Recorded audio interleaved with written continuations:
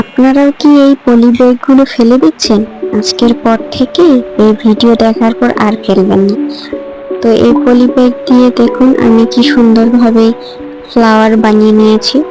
তো চলো আজকে আমি আপনাদের দেখাই এই ফ্লাওয়ারগুলো আমি কিভাবে বানিয়েছি। তো প্রথমে এরকম সাইজে ওয়্যার লাগবে, যেগুলো আমি সাইজ মতো কেটে নিয়েছি। এবার লাগবে পলি ব্যাগ, যেগুলো আমরা ফেলে দিই। আপনারা অন্য কালারও নিয়ে নিতে পারেন, আমার কাছে এই সাদাটা ছিল তো এই সাদাটাই নিয়ে নিয়েছি।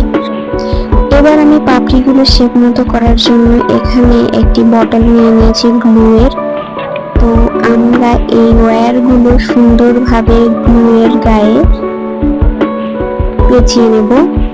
পেঁচিয়ে সুন্দরভাবে সিকিউর করে নিয়ে পেঁচিয়ে পেঁচিয়ে একটা পাপড়ির শেপ করে নিব, যেন আমরা সুন্দরভাবে একটা পাপড়ির শেপ করতে পারি সেই অনুযায়ী পেঁচিয়ে নেব। তো দেখুন কি সুন্দরভাবে একটা পাপড়ির শেপ হয়ে গেছে। চলো এবার পরের ধাপে চলে যাই।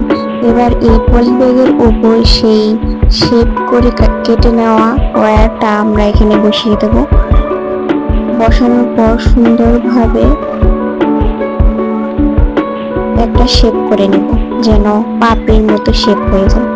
সুন্দরভাবে নিয়ে সুন্দর করে একটা পেঁচিয়ে পেঁচিয়ে সিকিউর করে নিব, যেন না খুলে।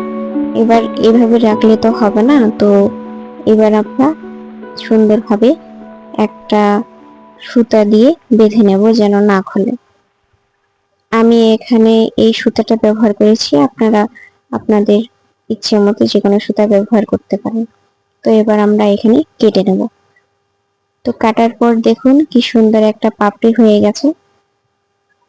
তো আমরা এখানে পরের স্টেপের জন্য নেক্সট ভিডিও